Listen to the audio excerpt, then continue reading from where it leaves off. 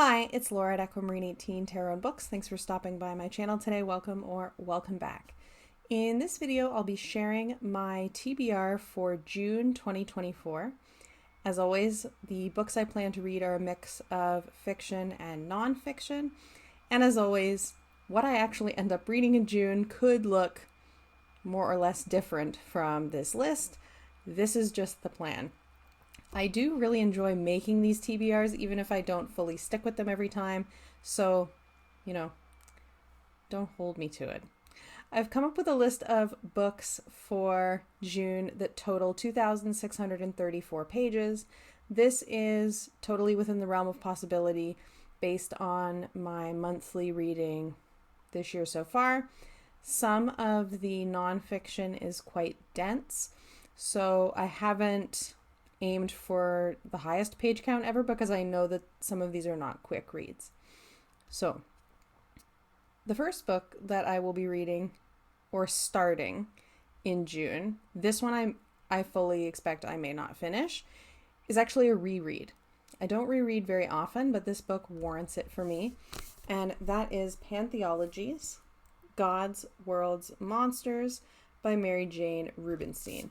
This is an excellent work of philosophy focused on pantheist ideas and some of the history of pantheist thinking, as well as some of its potentially really radical implications.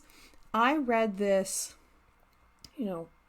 once already, but based on that reading, I put it on my curriculum for my Druidry study. So I'm an apprentice in the AODA, the Ancient Order of Druids in America, and we read a lot of different Druid historical and philosophical texts at the apprentice level. But we also get to choose a few books that in one way or another relate to or inform our own personal cosmology and practice.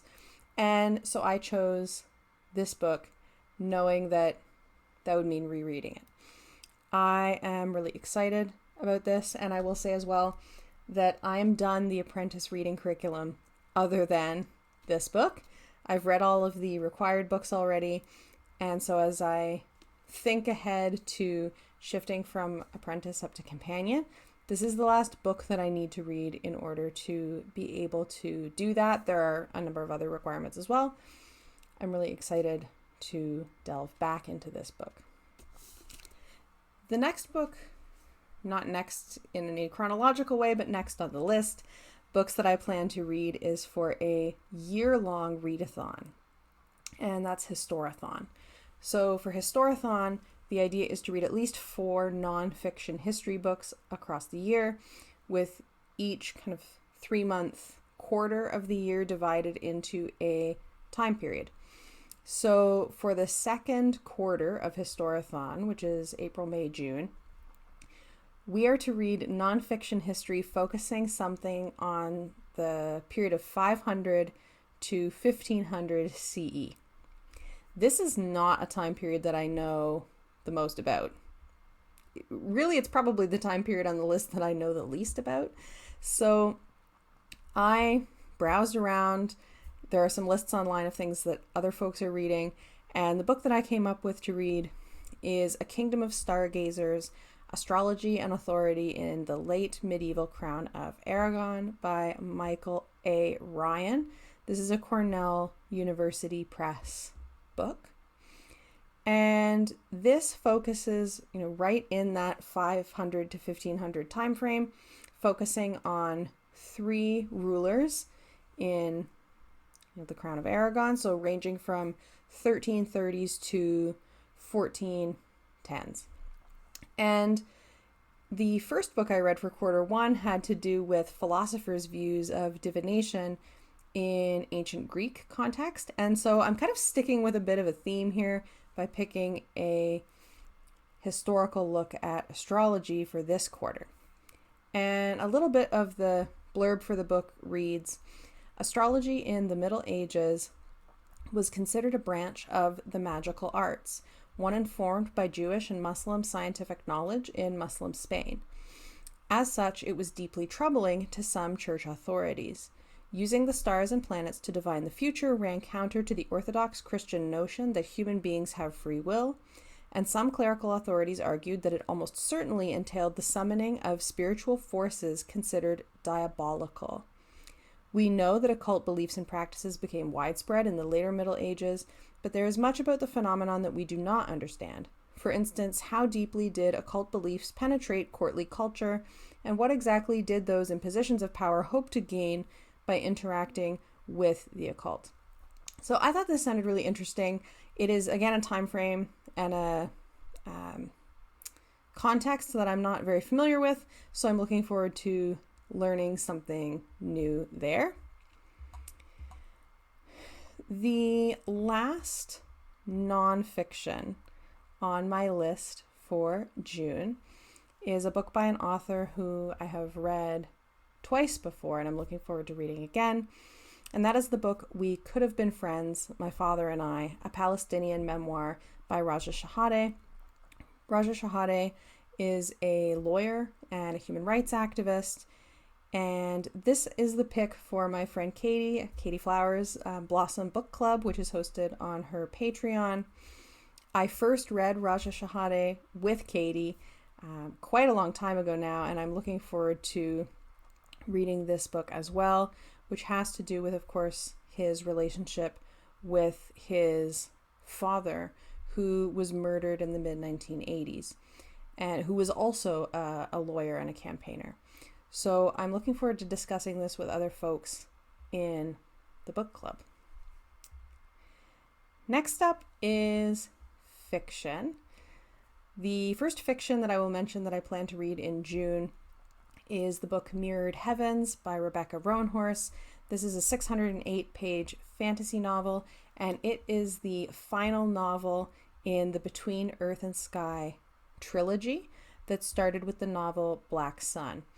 And so, of course, I've read the first two novels already. This is a really sweeping, epic fantasy inspired by Central American indigenous cultures, and I really like this series. So I am excited to read Mirrored Heavens. It is not out yet. I managed to get an advanced copy from the publisher. Thank you, publisher, for that, and to NetGalley as well. I'm really excited. This trilogy is really interesting. If you like fantasy, I would suggest trying the first book, Black Sun. I would absolutely not suggest picking up Mirrored Heavens or picking up the middle book without reading the first one, because Rebecca Roanhorse writes a cliffhanger in this series, let me tell you. When the first book ended, I was agitated by the ending of the first book. It felt like it ended right in the middle of this immensely important kind of scene with no resolution at all. And then, of course, how long am I going to have to wait for the second book to find out what's going on? So I'm really excited to read the third book. My spouse reads these books as well, and so we always get to talk about them, which is really nice. We have some book taste overlap, and Chris doesn't read nearly as much as I do, but when we read something, together, or just read something that the other one has read, that's always really nice. So I'm looking forward to that. Another advanced copy that I will be reading, and I'll just mention here before I move on, because I've got 4 books left on my TBR, all fiction. And I've shown this before, but one of the things that is new to me this year that I'm doing is using a spreadsheet, which my friend, the aforementioned Katie Flowers, showed me, and she's also using. So I learned about this spreadsheet from her. It's something you can get on Etsy. I'll link it below. Something that this spreadsheet does, and you put in all the books you've read, right? And it tracks different statistics related to those books. One of the things that it does on a kind of year to date or reading across the year tab is that it has a world map, and the world map fills in as you input books that you've read and identify those books with a country. For example, the country that the author is from. You could also do this if you were reading, maybe less sci-fi and fantasy than I do. You could do this based on kind of a country that a book is set in, or if it's about a particular country, but you put in the information and it populates this map. I will put my map here. This is my map to date for 2024. Now, obviously, I'm not going to fill this map in a year. I don't read enough books. I don't read enough books to fill the map. But I think that the map is really interesting because it does give a quick visual of some different patterns. First of all, the United States is very overrepresented in my reading so far. I also just was struck by the fact that at this point, which is May 27th, 2024 is the day that I'm filming this, through all of the year so far, 5 months, I have not read a single book by an author from a South American country. And that actually surprised me. And that observation made me want to pick books for June that are by authors from countries that are not yet represented on the map, that I haven't read so far this year.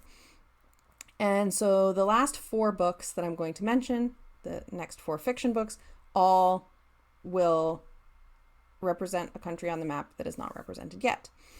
So the first is another advanced copy, and I haven't read too much about this one. And of course, there's not a lot of reviews because it is not out yet, by an author that I've read before. And this is Blackheart Man by Nalo Hopkinson. Nalo Hopkinson is a Jamaican author, and the little blurb reads, "The magical island of Chin is facing conquerors from abroad and something sinister from within in this entrancing fantasy from the Grandmaster Award-winning author Nalo Hopkinson." So I'm deliberately not reading too much.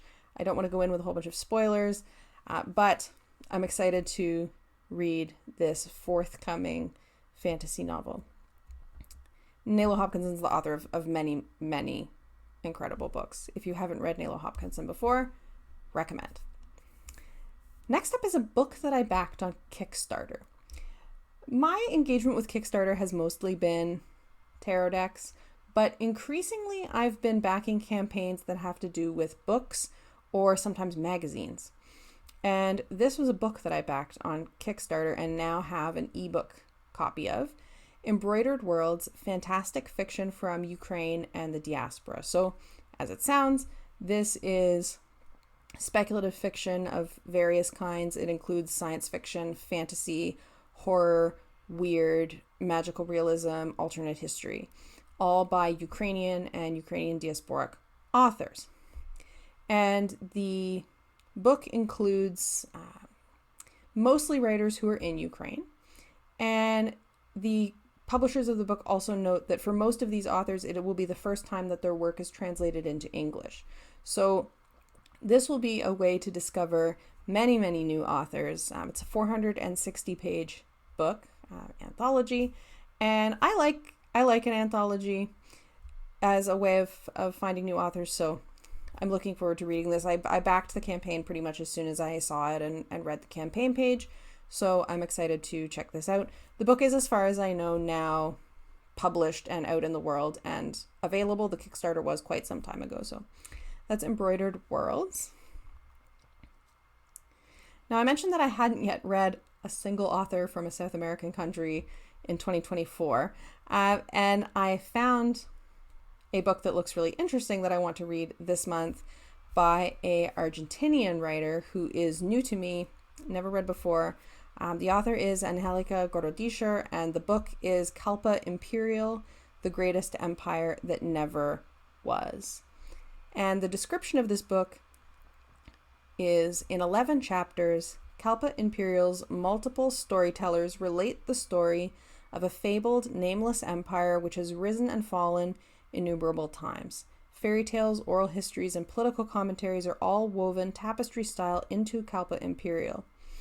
And this, I will be honest, first caught my attention when I was just kind of browsing around for books, because the translator of this is the great Ursula Le Guin. So, based on what I know about Ursula Le Guin's work, which is a lot because I've taught Ursula Le Guin's work in university courses and have read most of it by now. I don't think quite all. Definitely most. Le Guin translating this tells me that it's going to deal with some themes that I'm going to be interested in.